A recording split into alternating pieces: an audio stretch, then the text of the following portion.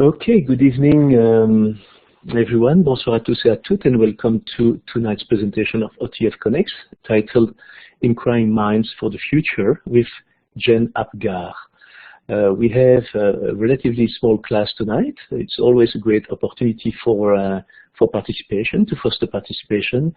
And I know that Jen will enjoy interacting with all of you tonight, so don't hesitate to submit your ideas and questions in the chat box throughout Jen's presentation. I have realized that Jen is a bit of a technology wizard, so I'm expecting that we are going to have a really exciting session tonight. She's going to ask you to do some interactive work with her, and I'm going to discover that with you as we go along.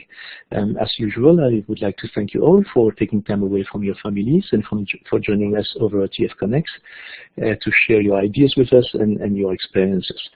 And comme d'habitude, je voudrais aussi profiter de l'occasion pour souhaiter la bienvenue à nos collègues franco-ontariens. Nos sessions sont en anglais, mais si vous désirez obtenir des informations en français, surtout n'hésitez pas à me contacter par la suite.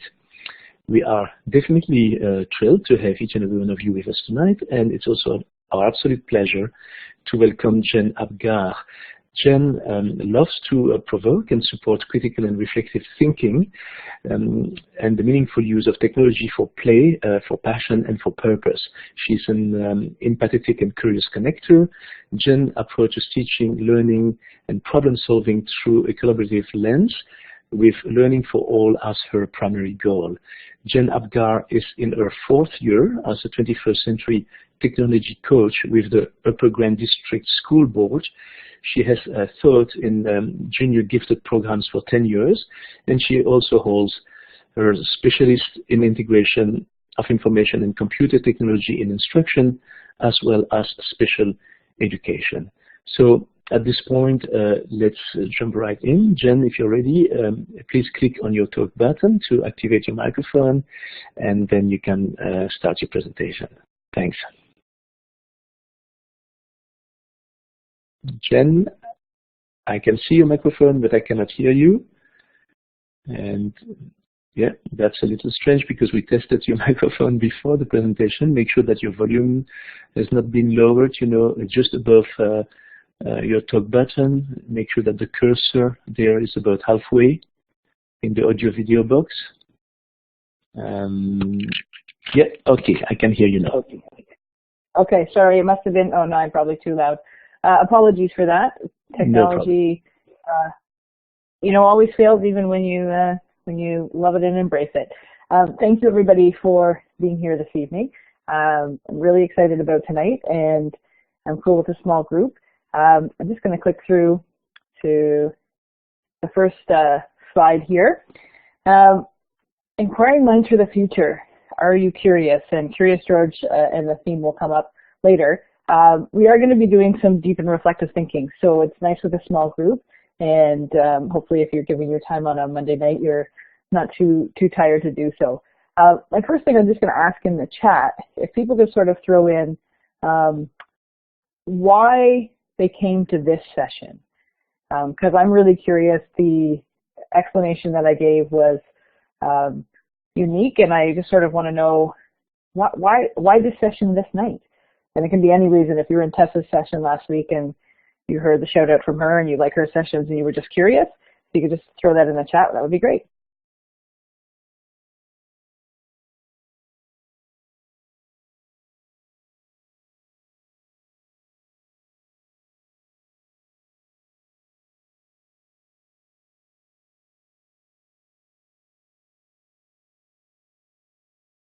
I'm loving these answers. And again, with a small group, we'll hopefully go whatever pathway you need to go to get as many answered, or at least more questions provoked.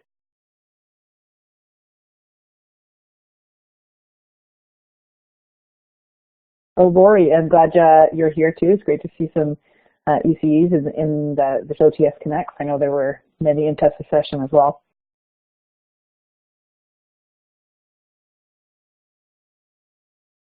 Okay, well, we're giving some other people a chance to type. I know it's sometimes hard on a mobile device as well.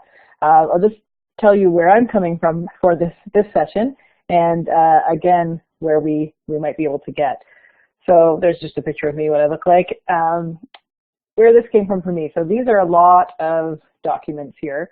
In the top left-hand corner, you'll see 21st Century Competencies.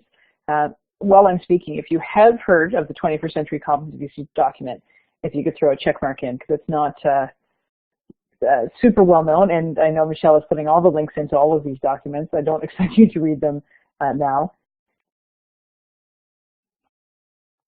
We've also got in here creating pathways to success. So actually the 4 inquiry questions that were brought up in the description for the session are from this document, and that's going to be leading some of our learning tonight.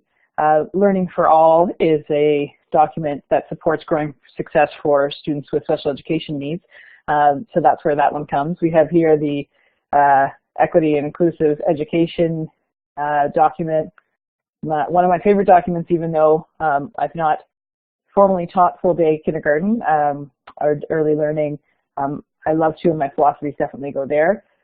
This here we have the ISTE standards for students, and that will come to that later. And here a Bloom's taxonomy flipped upside down, which will come up as well.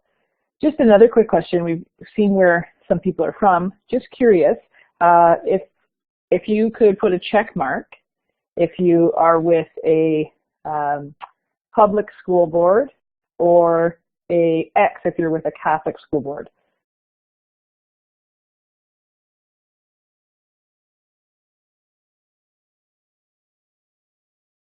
York Region. Excellent.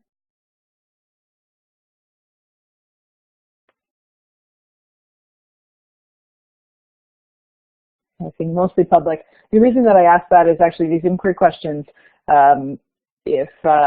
also feed well into the Catholic school board. I'm in a public school board as well. And okay, so we don't have anyone from Catholic school boards as much as I'm seeing right now. Good to know too as we move forward. Just another quick question, if you don't mind. How many people are aware of the Creating Pathways to Success document? That's the green document in the top right. Maybe you've heard of All About Me and K-6. You could put a green check mark if that is true.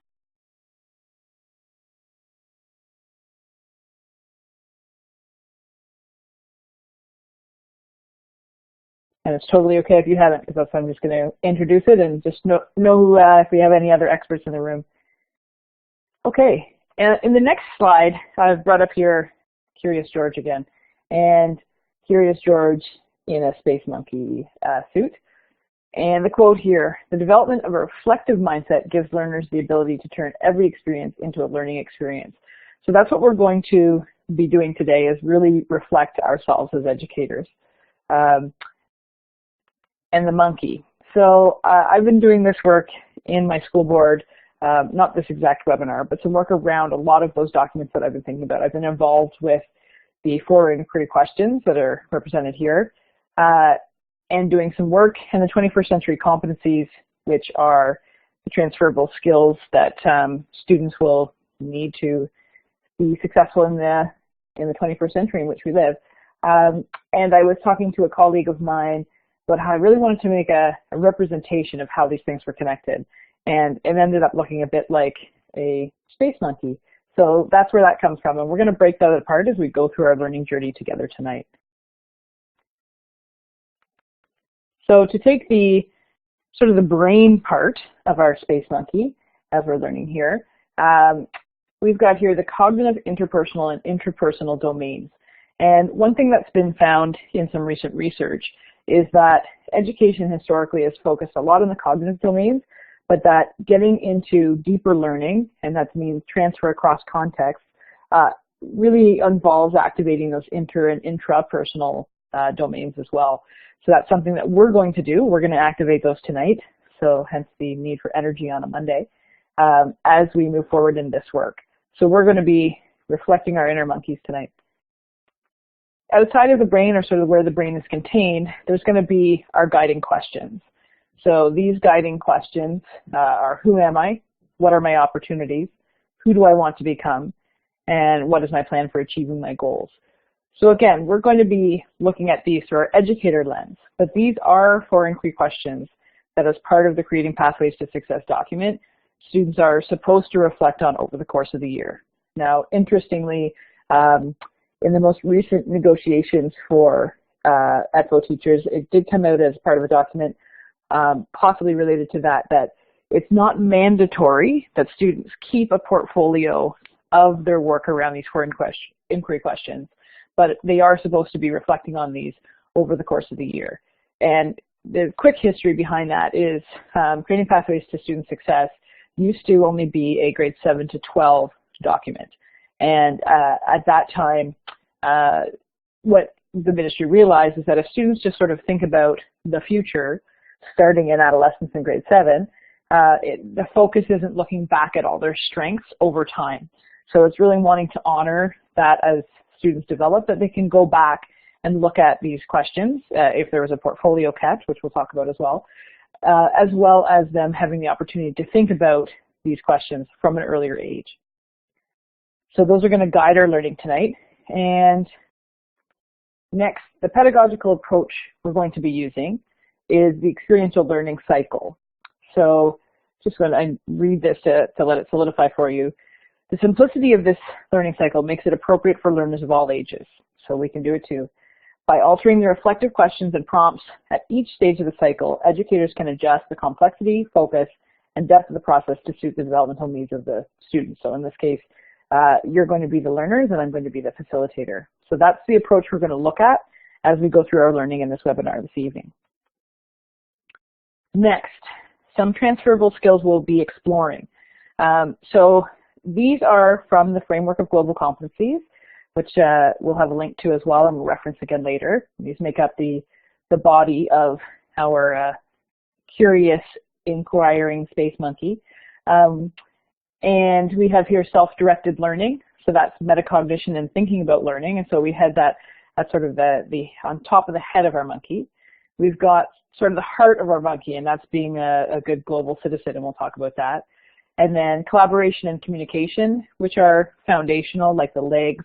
And then some new areas of strength that are coming we're seeing in our learners and our early learners and learners of all ages, which is innovation, creativity, and entrepreneurship, and critical thinking and problem solving.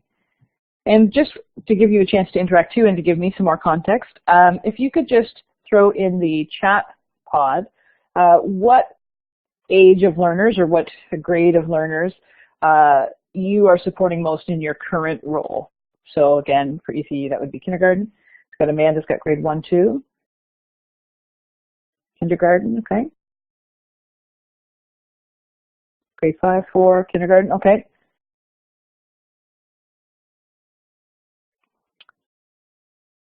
So if you I'm going to really ask you to reflect on the age of the learners that you have now. If you have experience in different panels or with different ages, that'll give you some context as well.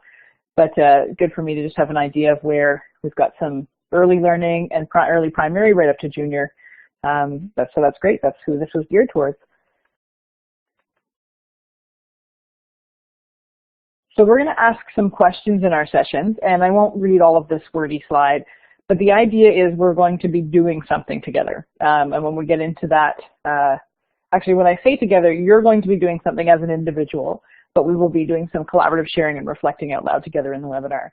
And then we'll be thinking about, so what? So why did you do that? And I'm going to try and be purposely explicit in this learning so you could model this framework with your students and for your own learning. And then now what? So how we're going to apply that and what we might do next. So having done this work with adults in experiential mode in an explicit way, oh, no problem, Katina. I'm glad you could join us.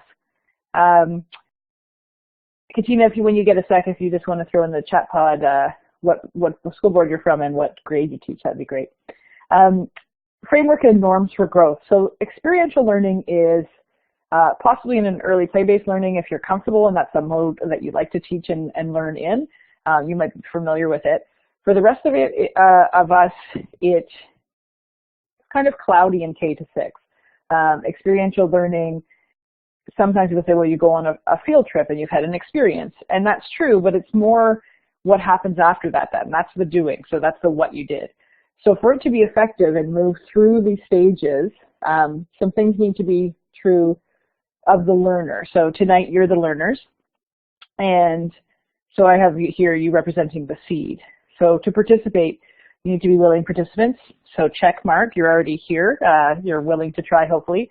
That you need to have some trust in the process, and you're willing to forge relationships. That one is a little bit different, obviously, in a blended learning, one person doing most of the talking environment.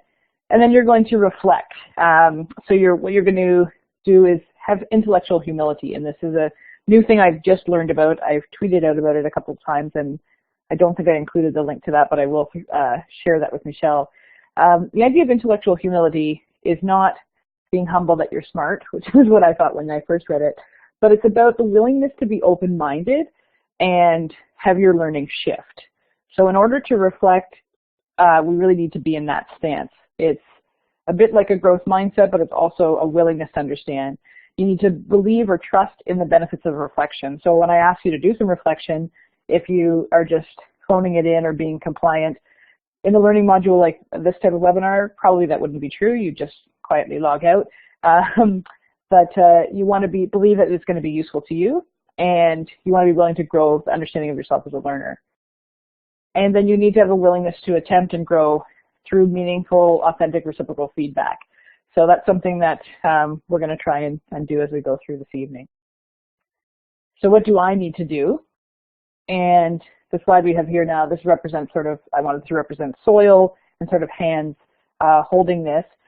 This is the facilitator's job. So in this case, myself, or if you're working in this mode with your students, would be true of you as the teacher in a classroom environment or other learning environment, or educational, EC, not just a teacher, all educators in the environment.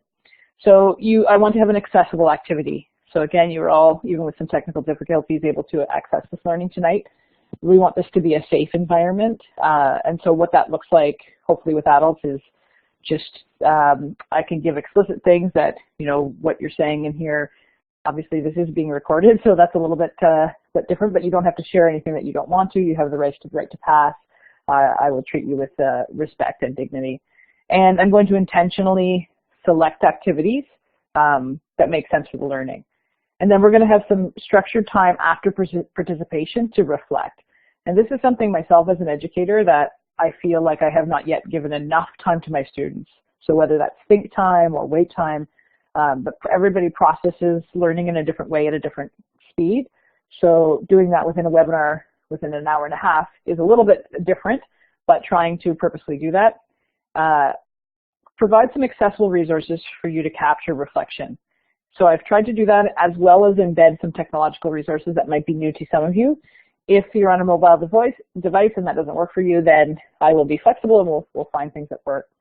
And I want to have some scaffolds and prompts or provocations, because often reflection, when it's new to learners, and that's adult learners as well, when you say, what do you think of this? People don't know what you mean by what do you think about this, and I don't know what to say, and sometimes that drives up anxiety. So I want to give some scaffolds and prompts for you. And then finally, for you to apply, again, and continue to have a safe environment, some facilitated time, and again, similar to reflection, accessible communication tools for capturing feedback and next steps, which we'll show as we move forward. So we are ready for our learning journey to begin. If you are ready for your learning journey to begin, if you could just throw a little emoji in the chat, so I know some people are still awake.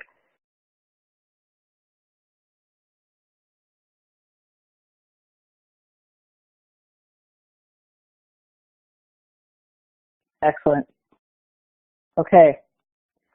So we're going to start with, and this is a great one to start with learners, and in my work around these inquiry questions, it's something that early learners, primary teachers find very easy to digest as a first one for thinking of this question with their students. Obviously, this usually happens naturally in September when you're getting to know your learners as well. But this basic question is about knowing yourself. So you identify the qualities that describe who they are. These include interests, strengths, accomplishments, and skills. So we're going to do this in a different way. So right here, I've just had the scaffold of our participation, our reflection, and our application. So the first thing we're going to do is we're going to participate, and you're going to have some time to do so. So Michelle is going to throw up a link here from, great, he's got 3 there. So the first one that says, who am I experience table, that's the one that you're going to go through. The second one is only if you've seen that one before and you want to try something different. It takes slightly longer, so I'm going to suggest that we go with the first one. And then a link to a Google Drawing where we will put our answer. So when you click through the Personality Central link, you're going to go to a free online personality test. It's based in Myers-Briggs. I've done this with educators working on some collaborative inquiry in schools in my district, as well as my program team and our entire program services team. If you've done Myers-Briggs personality tests before, it might be familiar. This one is pretty quick. It's multiple choice, 2 questions each. I will give you some think time, and when you go through and you do it, you will notice that there's some advertisements which are kind of annoying because it is a free personality test. But if you scroll down, you'll see Let's Begin, and there are 36 questions, and then you'll press Submit. There's some advertisements that have big buttons that say Continue. Don't click on them. And once you submit it, you will get a 4-letter Myers-Briggs profile, and then you're going to click on the Google Drawing, and I will screen share that when we get to that stage. So Michelle, if you could put the timer on, and we're going to give people 5 minutes to complete that multiple choice personality questionnaire. So if you want to set your thing to away while you do that in another place, and then just set it back to you're here when we're back in 5 minutes. Thanks.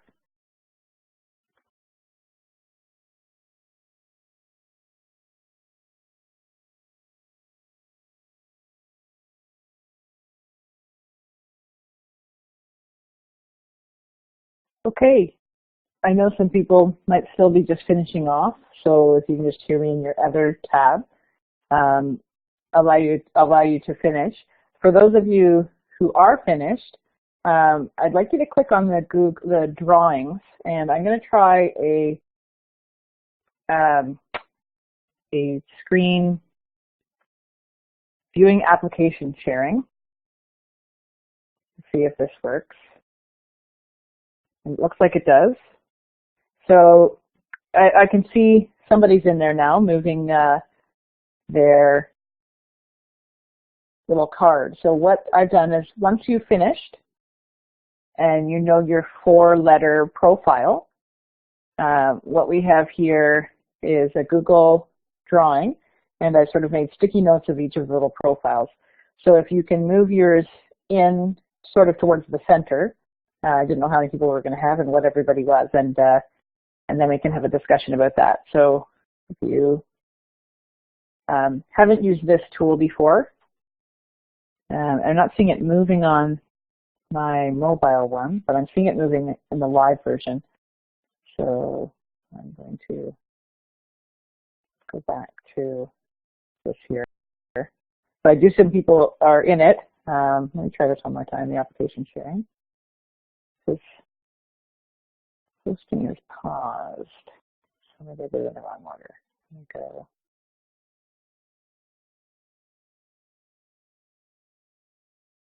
Seems to not be moving there. So I'm going to go away from resume without sharing and go back here. So if you are in the Google Drawing, though, I can see you've got 1, 2, 3, 4 people have moved things in. Hey, Mangos, welcome. Sorry, Mangos, Liz Mangos has done this particular task with me with her team. She was the school team that I was talking about. So, Mangos, for you to catch up, if you go jump in the Google Drawings, if you scroll up in the chat, then you can click on that and move your Myers-Briggs card into the center. So if you haven't used Google Drawings before, you will see it looks a little bit like Google Docs if you've used that before, and you'll have to select the little arrow in the toolbar. So I'm going to try one more time. to do with application sharing. Keeps popping up, but it seems like a static one. So I think I know what's wrong, Michelle, but I'm not going to give up hope yet. If you want, I see them on my screen. I can always pause them if you want. I can pause the resulting screen if you want. Oh, okay. Well, I'm wondering, let me go back here. Can I do the one beside that? Can I do web tour, or will that be too laggy? We didn't test it beforehand. Okay. Thank you, Lori. So on your phone, the icon does not move. Okay. Thank you for sharing that. So I'm going to move an INFJ for you. Yeah, anyone else that's on a mobile? So this is good for me to realize I didn't make it an accessible tool. That's my failure, which is my first attempt in learning. Google Drawing is a great tool. It's very similar to Google Slides. So I probably actually should have done Google Slides, but then mobile device users would have had to have used the app. Okay, so I'm going to put in, Lori, I'm going to put in your INFJ for you. Jen, do you see the slide that I just posted? If you go back, if you go back to the slide presentation, you can see the slide. There are 1, 2, 3, 4, 5, 6, 7 cards that have been moved in the center. Okay, perfect.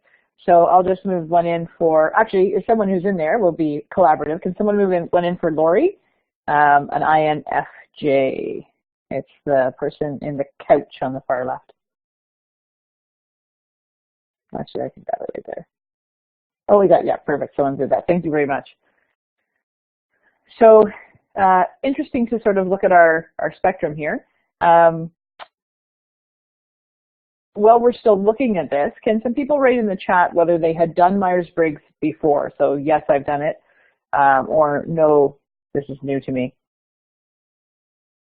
Or check marks work too, I'm kidding. Okay. Okay, good. So just an interesting piece on this.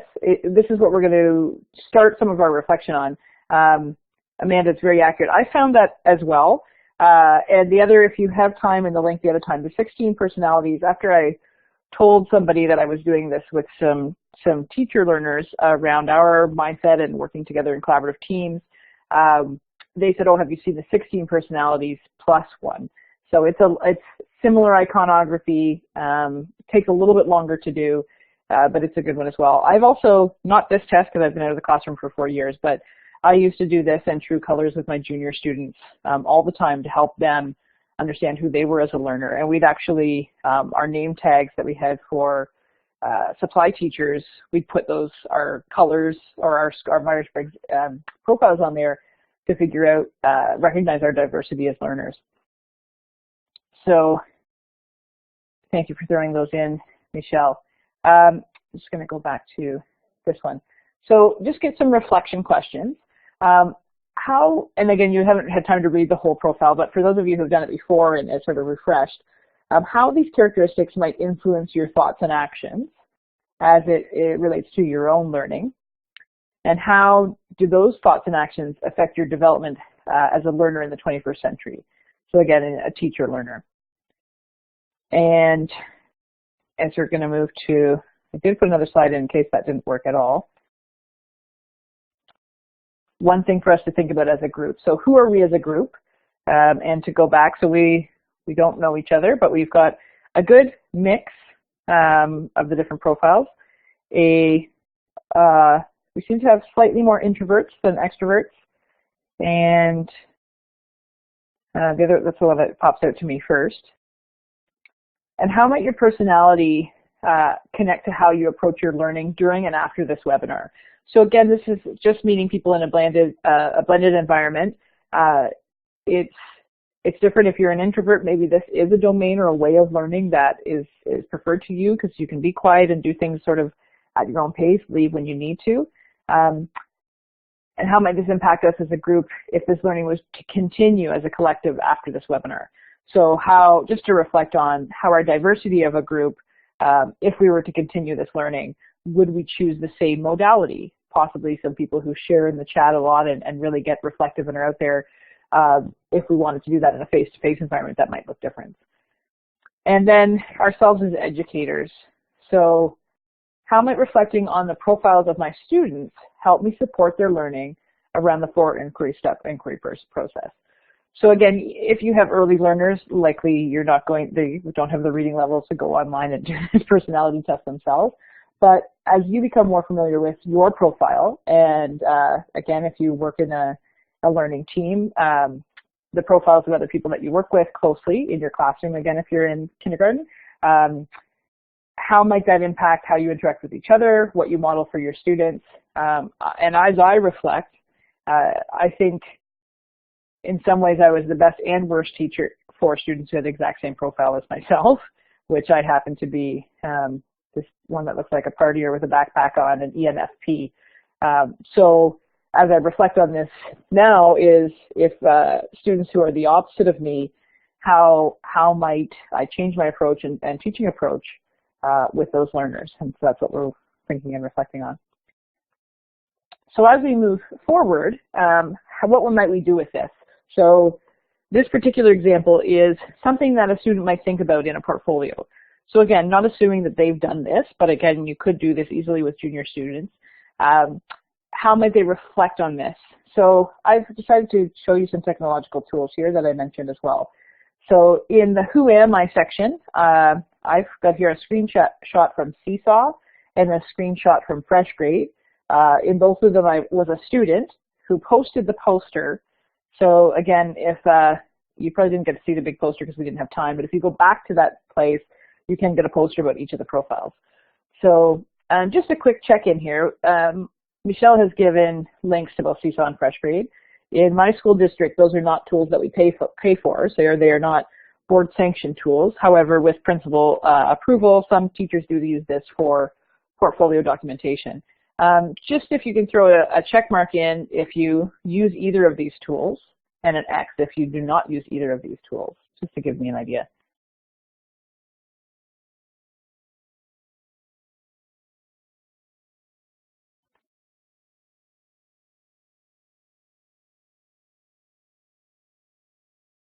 I see Amanda B giving a shout out to Seesaw, and Laura, you've also given a check mark. I don't know which of the two, and Amanda B. Or Amanda B, Seesaw. Okay, so Amanda, again, if you want to put in the chat, and we can come back to it too, what you love about it. This is really through a learner lens, and so I was, again, it's quite small font to see, but I wrote, I posted the poster as a student. I like the whole poster because it represents me so well. I appreciate the icons and the descriptions. It is also cool that the famous people like me are ones that I admire and that inspire me. So again, I'm modeling sort of through a student voice, things that I might say. Okay, so Amanda, yes, so portfolio, oh, and Lori switched from FreshGrade to Seesaw. Okay, so that's interesting as well. So again, often when these tools are used, portfolio tools, they are used as a place for capturing assessment, and which helps obviously with your reporting for sure, and as a communication tool for parents. I'm going to just go to the next slide. In our district, we use the tool My Blueprint, and if you do use that tool in your board, or if you do, if you could put a check mark. In my board, we use it for grade 7 to 12 for a long time. We've had a long relationship with them. They've recently come out with a K-6 tool, and it is created and developed for the 4 inquiry questions. So you can go in and go through the pathways of who am I and the other inquiry questions we're going to look at. Okay, so yes, Mango's here in my board. So Lori and Ange. So Lori and Ange, if you could just post in the chat too whether you've used it with your students or as a capturing tool. So again, this was really showing an example of how you can do this. And in the background here, you can see they can have different boxes. So I have other boxes, my strength, my community. And then I've sort of popped out because there's an opportunity for dialogue. So again, similar to Seesaw and FreshGrade. Okay, Laura, your children have used it. So again, okay, gotcha. Well, Lori, maybe after this, maybe not because it might be too late, but ask your children what they think of the application. One of the things I'm doing in my school board is supporting teachers to use this tool for meaning and purpose for the learner around going deeper into these reflective inquiry questions, as opposed to the other two ways in which it can be used. And in doing so, realizing that some of the reason that it's hard is because we maybe possibly don't model thinking about these questions or reflecting around thinking and application as much as we do around knowledge and understanding with our learners. So when we ask them, how do you feel, how does this represent you? The answers they come out with are quite surface level. Or I like to go in there because I get the badges. Or my teacher said we're going to the computer lab and I'm going to talk about my strengths. And so if we don't see depth, it's possibly, we think, because our learners are young, they don't know how to go there yet. But my wondering is how much we share that and model that with our learners in a way that's on a growth continuum for them. So not just asking them to say more, but to go deeper. So a way in which we can do that is thinking about opportunities. So in this case, learners explore the concept of opportunity that can open pathways for them. They learn how these opportunities can help them develop skills and relationships. And so again, when you go into the work pathways, you think about occupations and fields of work, which we'll talk about too, but how things in their lives impact their opportunities and the skills and the experiences they need. So the next thing we're going to do is you're going to click through to a link, and this is to a Google Doc. So again, mobile users, if you don't have the Doc app and you don't have time to install it, or then I will think of a workaround for you quickly. If you can just throw in the chat that will likely be true of you. But if you can click through that link, it should be what's called a forced copy.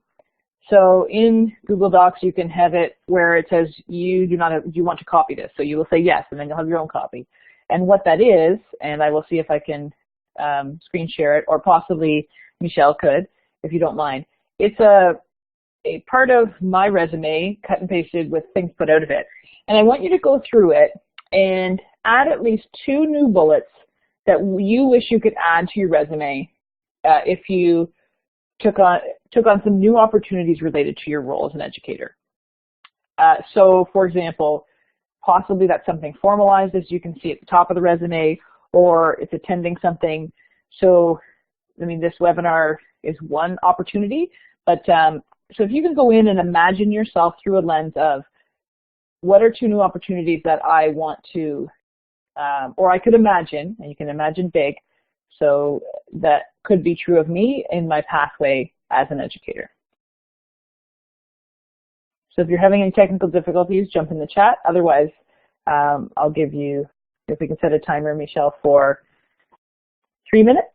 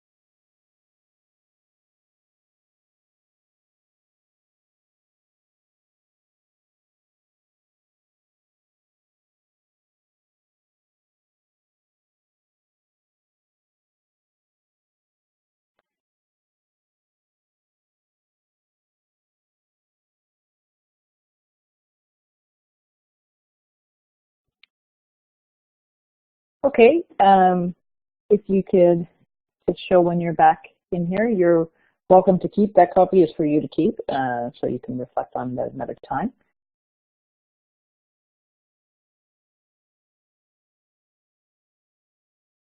And okay, thank you.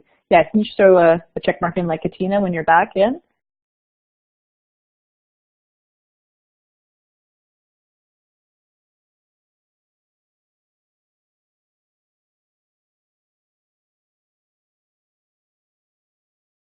Excellent.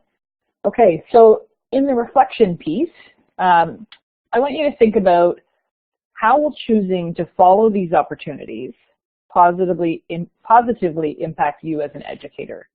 So again, I did say dream big, and you might be thinking, well, I might not choose them. Again, I purposely chose will as asset-based sort of future thinking language. So just to think about how will choosing positively impact you as an educator? And then next, how will choosing to follow these opportunities positively impact the learners you work with? And when you're thinking about that, I want you to also think of, I know usually when I think of learners I work with in a classroom context, I think of my student learners. But again, if we think of everybody as a learner, that would be colleagues, administration, parents, as we learn together.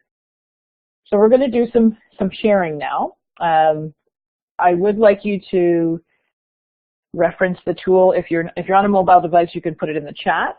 Otherwise, you can click on the text typing tool and maybe in just some short form bullets, describe the opportunities you chose to add to your resume.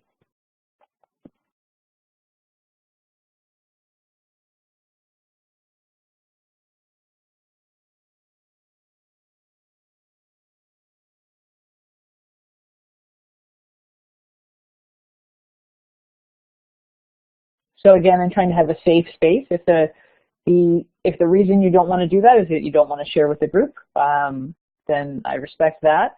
Possibly you would be comfortable doing the analysis, or if you just need more time to type, I'll also be quiet. The text tool is the little A. It's the fourth icon from the top in the vertical tool strip. And also what's great about the text tool is that it's completely anonymous.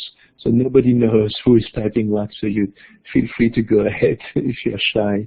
No worries.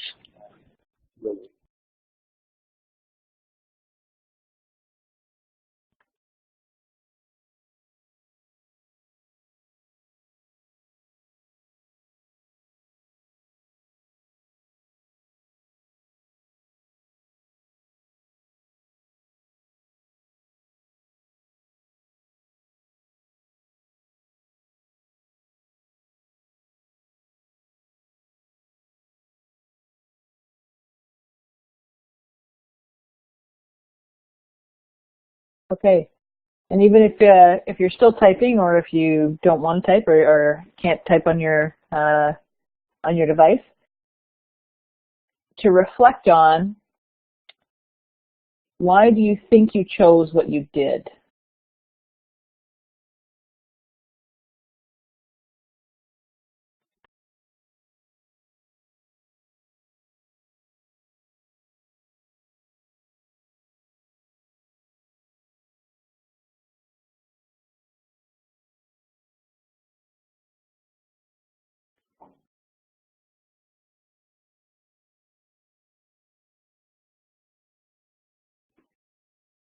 And the reason I bring up that question, okay, good.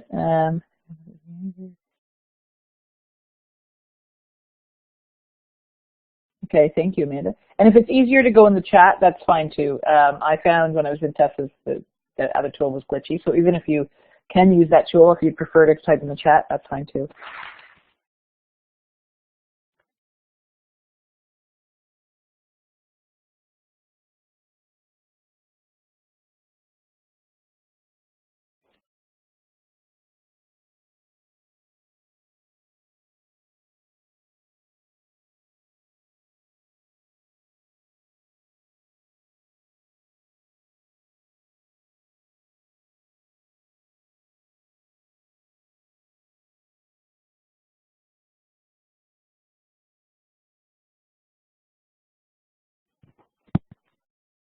I did mention I was bad at wait time.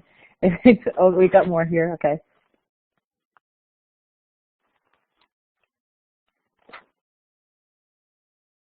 Excellent, Laura. Yeah, so you really reflected on the reason for the why question. So sometimes when we know what we want to do, and then why do we think we chose what we did? So in pushing your thinking too is, do we choose what's comfortable for us, what we're familiar with, and that's nothing wrong with that, but how are we pushing beyond that? And then really thinking about, for our third question, how do you think these opportunities connect to who you were as an educator? So unless you started your education career right at the beginning of this webinar, even if it was 2 days ago, who you were 2 days ago, or if you've been in your career for longer, who you are as an educator, and who you want to become as an educator. So I don't want to speak for anybody, but again, trying to model some things. I feel that Amanda B, and I don't know if you're the same person who wrote the comments, but outdoor learning, you seem to be important to learners, and I wonder if you want to become somebody who feels more confident and competent in outdoor learning, or you already are passionate for outdoor learning. So something to think about that why, and then how it connects to you.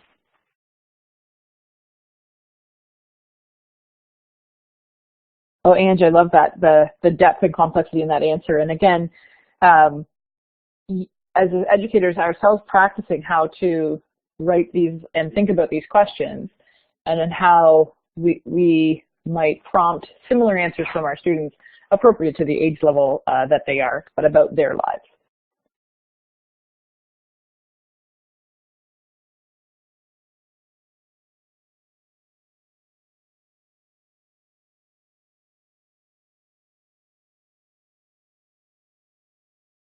Thank you, Katina. I appreciate that. As someone who's not a practicing teacher yet, this is, again, if I had these opportunities for this type of rich, deep thinking earlier in my career, I feel like I would have felt more comfortable spending the time and space around this type of thinking from my learner lens.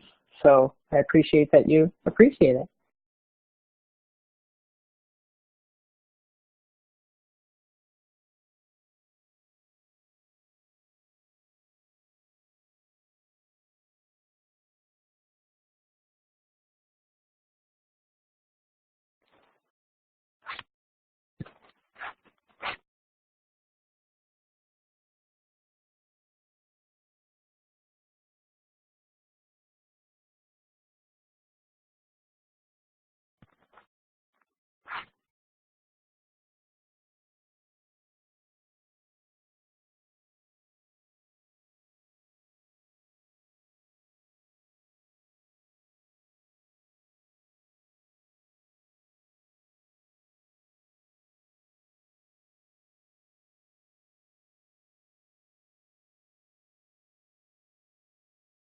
Excellent.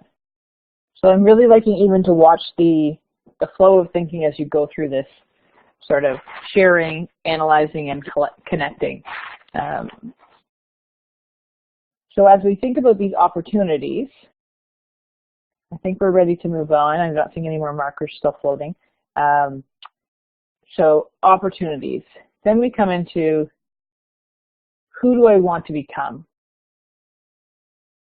And so thinking about your opportunities connect to an identity.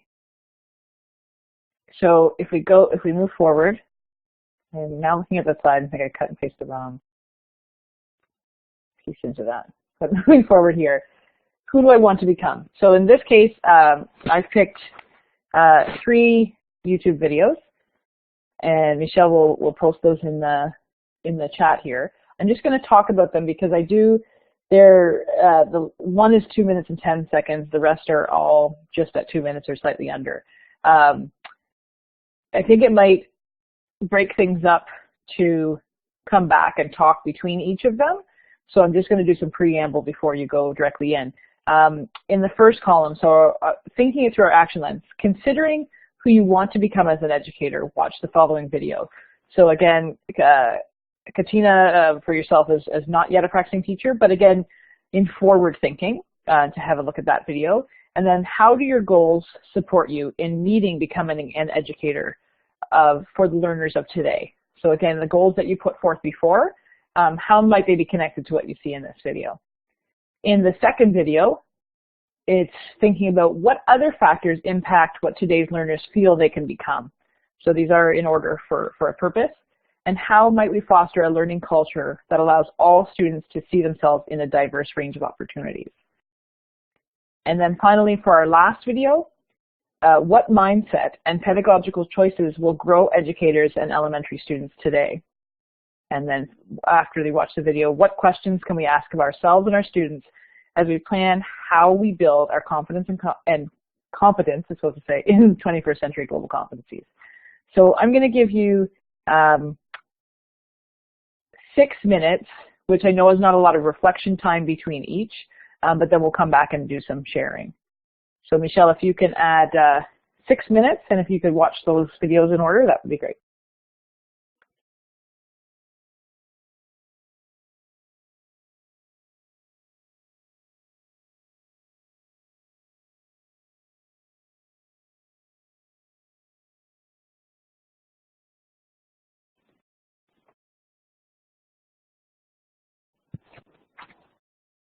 I just watched all 3 with no processing time and realized that was short. So if you're just finishing off, I'll give you another 30 seconds or so to finish.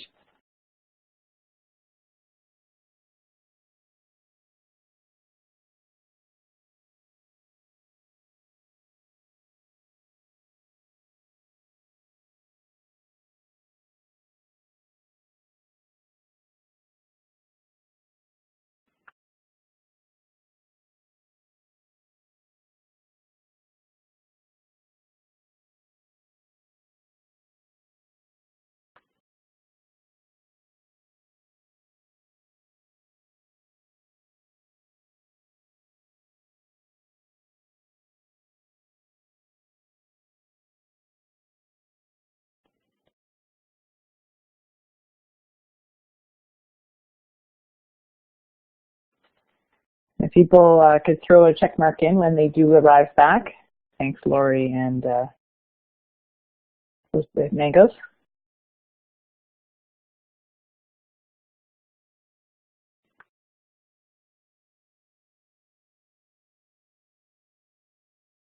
Okay, so it was quite quick to watch all 3. Now I'm debating that wasn't the right workflow, but that's part of learning through failure. But looking at the first one, so going back to that one, second video was very powerful. Yeah, that's one of my favorites, and I didn't just want to squeeze it in, but when I was going through videos for this, I thought we can talk about that flow.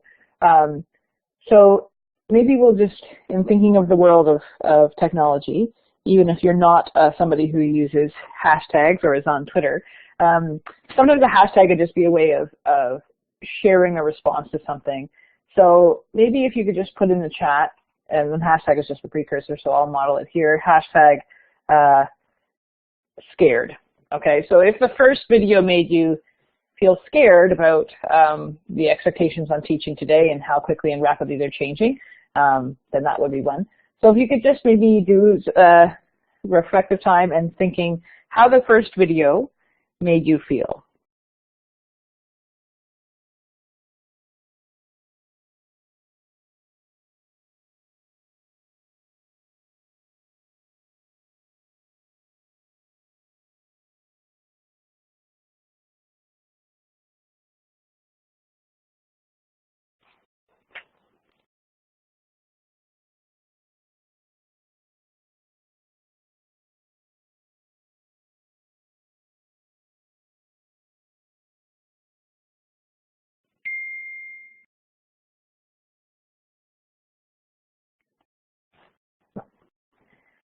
Excellent. I'm loving you guys are hashtag ninjas already, so I don't know if you're not already in that space. That's great. So thank you for also being honest. And interestingly, and it would be interesting as you go back and do some reflecting after this webinar, whether your feelings to that video, if your Myers-Briggs profiles match that at all.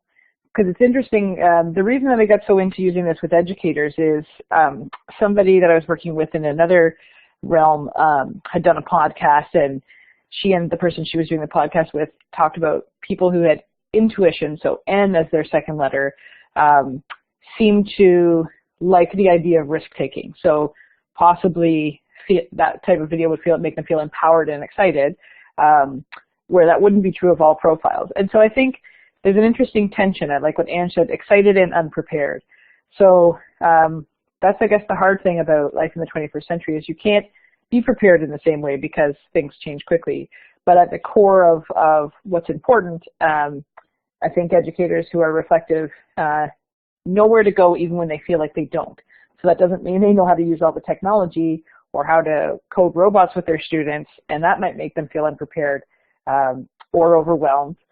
But it's more about what maybe you see in the second video. So if you can give a hashtag for the second video, your reaction to that video or your feelings to that video, it can be more than one word if you want.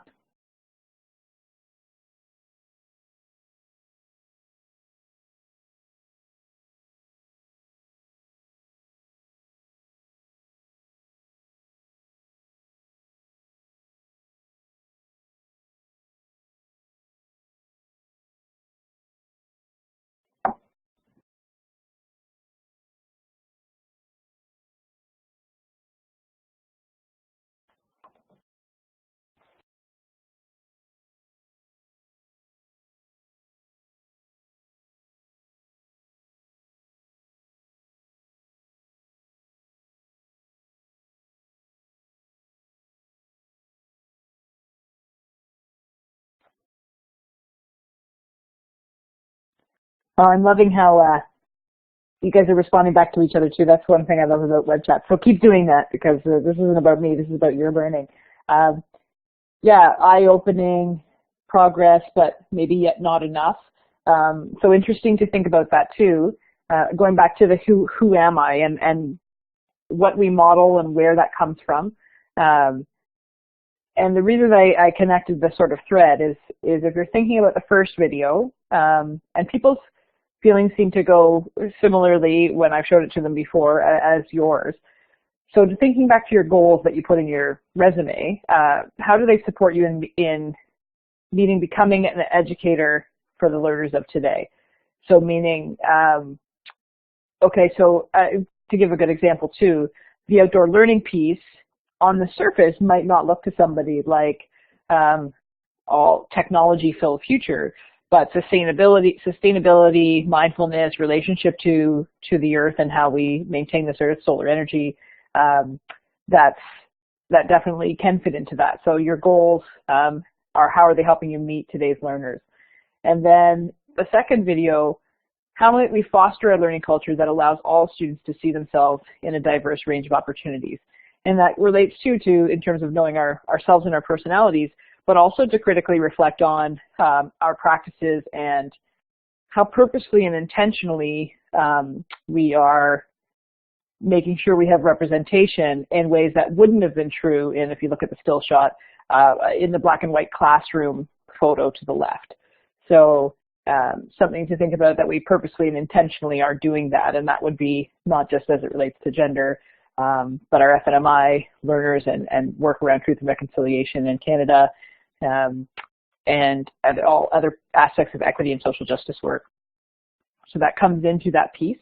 And then finally, and maybe it wasn't best to be last, but I was trying to find a thread because they were all strong ones, the idea of questions. So in the last video and maybe it was rushed at the end because the timer went, but again, the question was, what mindset and pedagogical choices will grow educators and elementary students today?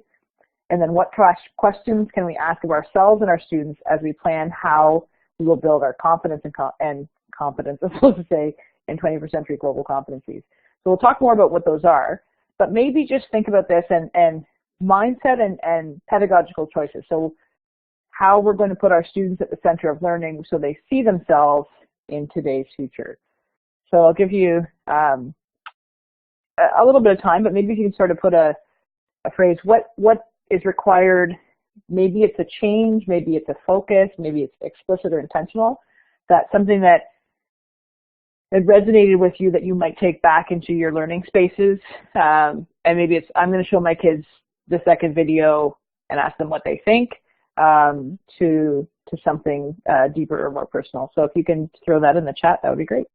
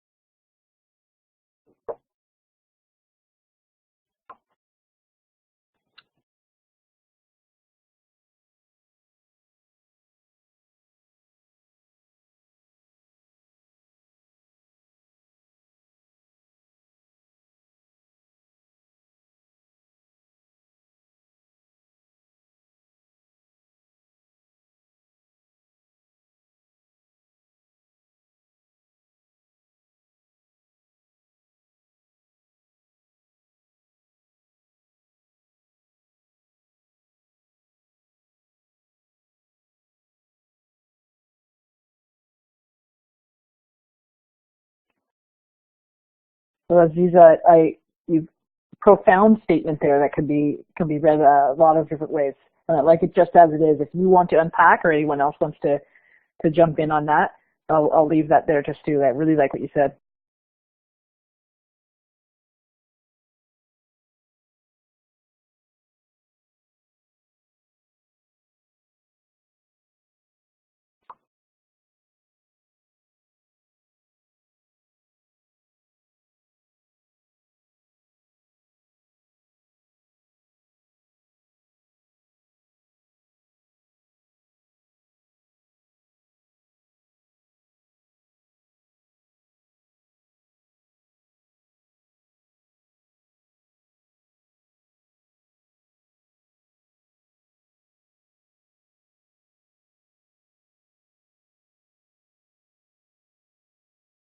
Just a quick check-in before we move into our next phase. I'm curious, as a check-in, if you can. Oh, I'm just going to read. Sorry, people are still typing.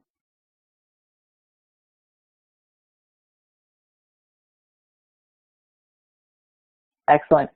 Who would want to make this video? Yes, that's a good one too. So the even if you leave off the last bits of who has promoted those videos, and where it's come from, and how, if they wish it was true in a different way.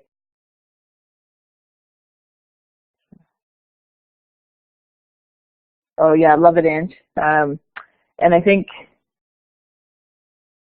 what would be the next video? Nice. And how might the video, so there's an exercise too about 3 months from now, 3 years from now, 30 years from now. What do you think the video will say? What do you hope the video will say? And it's good to do some future thinking with learners as well. Just to check in, how many people are finding this type of reflective thinking, and I don't just mean in a webinar at 8:45 on a Monday, but a little bit difficult? If you want to just put a check mark to acknowledge if it is, or X, nope, I think like this all the time, this is cool.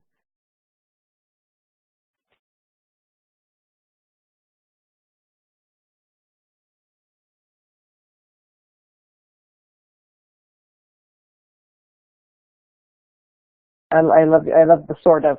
Yeah, I guess the reason I asked this, oh, thank you, Aziza, the opportunity to, and I'm trying to provide the opportunity, and I'm on my Out Loud talk is saying this is hard to do it in a webinar, and because I'm worried about time more than if we had all day together. But I think the opportunity, and then in sharing it, so again, when you do it in the chat, then your name is there, so I can refer to you by name. But it's not anonymous in the same way as the other tool. So that's something to think about too. And think about it through the lens of your learners, with the language that we have, that we chose to be here on a Monday night. And when we do have prompts for our students about, say, again, even this video that's very profound to us, and if they're coming with their grade 4 vocabulary and thinking for that day, plus, it's just coming from a really heavy, taxing math lesson on their minds, how we hope for things and it doesn't always get there. So modeling it, if they don't get there, is okay. Sometimes we don't want to steal their learning, particularly around things that are important to us. As you said, what's important to us and how we teach who we are. Or that sometimes we need to scaffold and model that for them. So I know sometimes with teachers we don't want to steal the learning, particularly around inquiry, but maybe we could even phrase it as, I think this makes me feel like this. So again, it's not saying it as a fact, because that's another interesting piece, how young learners often are still in a developmentally black and white stage of learning, particularly up to the age of 8.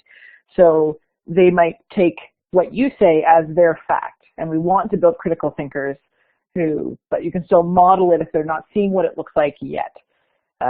Just to reflect on that. Okay, so we are now thinking of who I want to become. So again, you obviously want to become teachers prepared for the 21st century with equitable spaces, full of questioning and inquiry to solve problems for the future. If that doesn't sound exhausting, I don't know what does. But as we move on to how are we going to achieve those goals and make transitions? So a detailed plan of the steps needed to achieve their goals. They identify the resources they will need. They also discover the obstacles and challenges they may face and find solutions that could help overcome these barriers. So for this question, I personally have struggled with goal setting with my students historically, and with educators to a certain degree, because sometimes goals are very concrete and it's hard to get to the things that are abstract. So as we go through this, I'm going to talk about the 21st century competencies to lead into that, and then we're going to reflect on barriers together. So the first slide here. So this also goes through our journey sort of today. So in our brains, one of our goals would be to continue to be self-directed learners who think about metacognition. So this is pulled from, I think, Michelle, I think I put a link for this. This is from the Framework for Global Competencies, the most recent version. And I've just pulled out some of the text from these competencies. And interestingly, I don't know if people are aware of it or not, but the ministry is talking about changing the learning skills aspect of the report cards and having that language replaced with these competencies.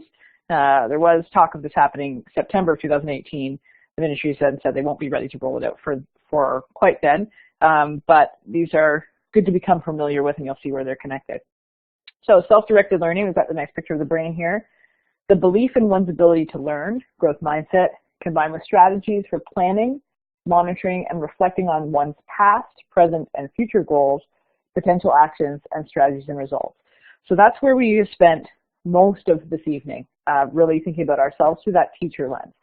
So unfortunately, if you're coming in saying, okay, I'm going to learn how to do this exactly with my students, I took you through your lens on purpose because having lived the experience ourselves, it's easier to imagine that experience with our students in a way that we've then experienced. And I know my math curriculum team always talks about, if we're talking about math, we need to do the math. And sometimes that adult's mindset around that is hard because that's not where everybody is comfortable.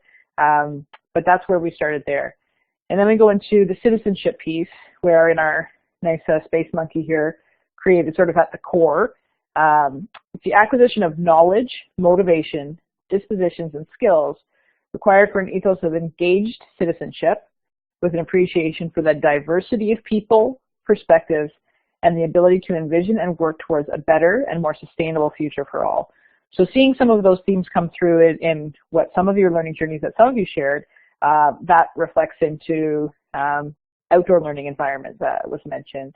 Aziza, this is one of the ways that we can read, we teach what we are, and again in a positive asset lens that we want to be these, and even if we don't feel like we have all of these yet, that's what we're modeling.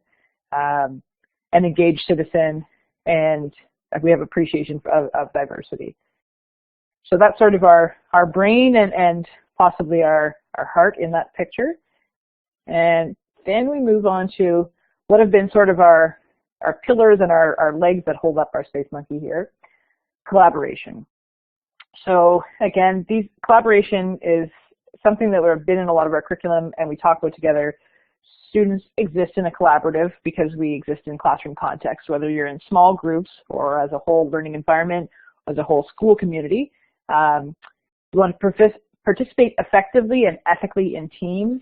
You want to have an ever-increasing versatility and depth of skill applied across diverse situations in roles, groups, and perspectives in order to co-construct knowledge, meaning, and content, and learn from and with others in physical and virtual environments. So again, the virtual piece is interesting to me as a technology coach, that in all of the times we're trying to figure out how to work with all different types of people. So going back to our learning early, thinking of our Myers-Briggs profiles, if we were to continue this work with this group, then having an understanding of who we are and where we come from in terms of our own personalities, plus our lived experience, plus our how we navigate the world as privileged or oppressed peoples, and how that works for collaboration. So again, this language is sort of new for the 21st century, but working together in groups is something that we as educators we know a fair bit about. But it's interesting to think of collaboration versus cooperation. And when I asked my 10-year-old daughter what she thought the difference was, she talked about, we sort of broke down the word. Cooperation is to co-do things together. Collaboration is to co-create things together. So interesting to think about through that lens. Communication, and again, understanding both local and global perspectives. So again, not just reading, writing, and speaking, but looking at the perspective taking, societal, cultural context, adapting and changing. So again, we mentioned intellectual humility, using a variety of media appropriately, responsibly, safely, and with regard to one's digital footprint. So again, that goes into things that would be true that would have not necessarily been true before. And just looking at my time here too, a lot of me talking stuff in this reflective piece, but we're getting towards the end. Finally, the two that are most new to educators are the innovation, creativity, and entrepreneurship.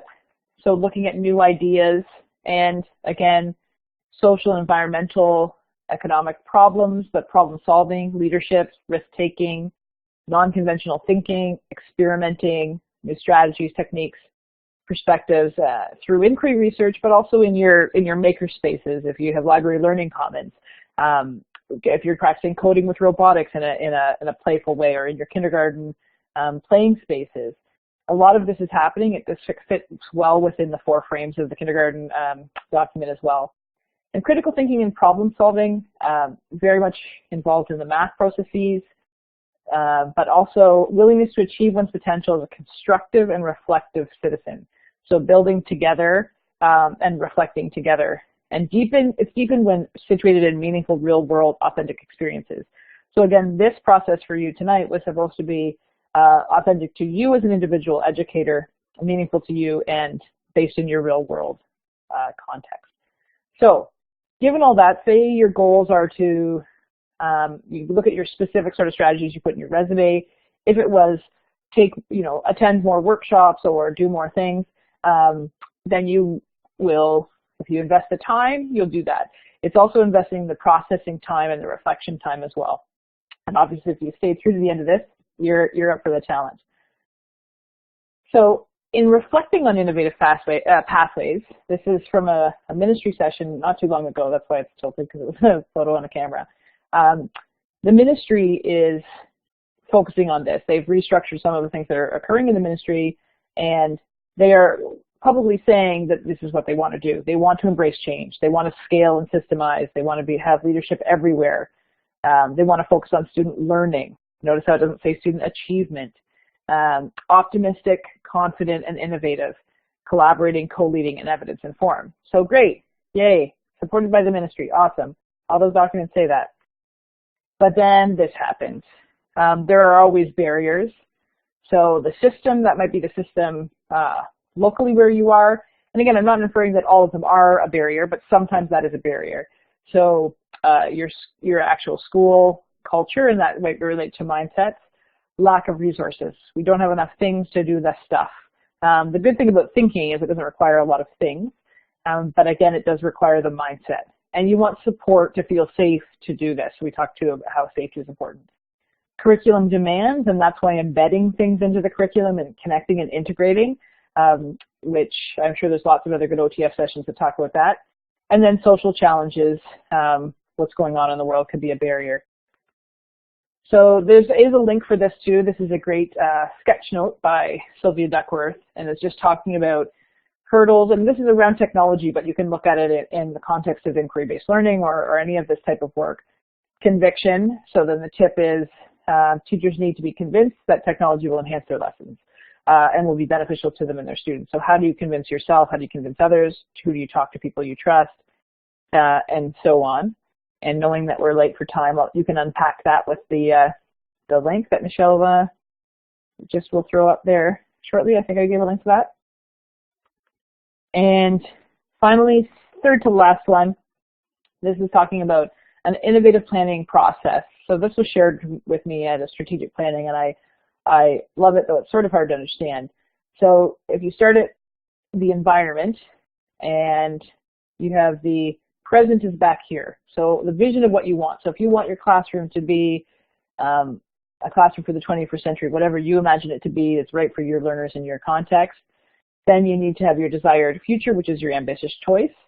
You need to have your current reality, it's the gaps between that.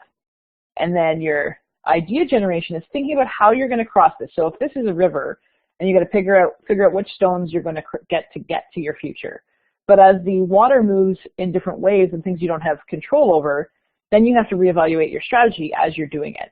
So just a neat way to look at that. So now, fellow space monkeys, it's time to make your plan. Obviously, it's 9 o'clock. We can't make this plan together tonight, but having some of that thinking around those inquiry questions, hopefully you all took some nugget that you can take back into your teaching practice tomorrow, whether it's a video or a concept. But again, this journey today was more about your learning and inquiry around questions that you'll also ask your students. So when you ask them, who am I, whether they're 3-year-olds in kindergarten or 12-year-olds in grade 6, what does that look like, and what could you model and share with them? So if you're still curious and want to connect, Jen and the Inquiring Monkey would love to continue supporting you in your journey. You can connect with me via Twitter or with email. And I will be doing this type of work with some learners in my school board in a 4-day series of which we've done 1. So thank you for being awesome, reflective participants, for being patient with my errors and tech glitches, and going on this journey, which might not have been what you were prepared for, but hopefully got you somewhere that you're interested in being. Thank you so much, and have a great night. Thank you very much, Jen. It was a real pleasure for me to work with you for the first time on this OTF Connect session. Really enjoyed it. I love that you included many options for interactivity in your session. I actually did the personality test very quickly, and I found that the result was actually quite accurate, although my wife would say that I'm not the ISTJ type. She would say I'm more like the AAA type. I also love the videos. I thought they were really great. I particularly love the second video. I love the look in the kids' eyes at the end, and I found that was really priceless. It was wonderful. And gender stereotyping certainly remains a problem, although it's improving rapidly. I personally always wanted to become a midwife, and I didn't. But I must confess that today I'm half the man I used to be. So anyway, I just want to thank you all for your participation once again. You all came up with lots of interesting comments tonight in the chat box, and I enjoyed reading them throughout the evening. So I want to thank you all for being such fantastic teachers and participants once again, and for sharing your ideas all along this session. If you can give me another couple of minutes, I just want to do my usual little spiel. We have a couple of interesting sessions. Tomorrow, a session by Lisa Floyd on coding and coordinate systems for grade 4 to 8. On Thursday, a session by Lee Castle. I've worked with Lee many times in the past. She's a really wonderful facilitator. It's a session on a new project that you'll see kids creating a guide to Canada, and this session is geared towards kindergarten teachers.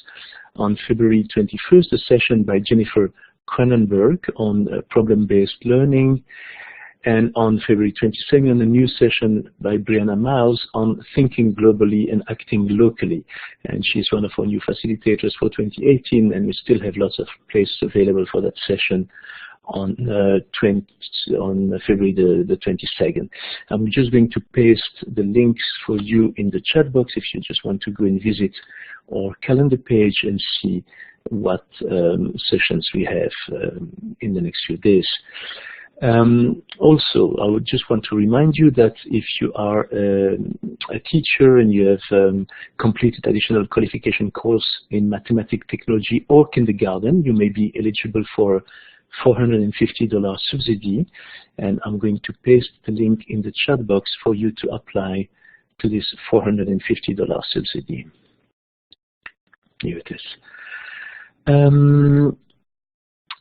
Yeah, so we're coming to the end of the session. When you quit Blackboard at the end, you should be redirected to a feedback questionnaire, and we really value your feedback. So if you have a couple of minutes, please take the time to fill up that questionnaire for us.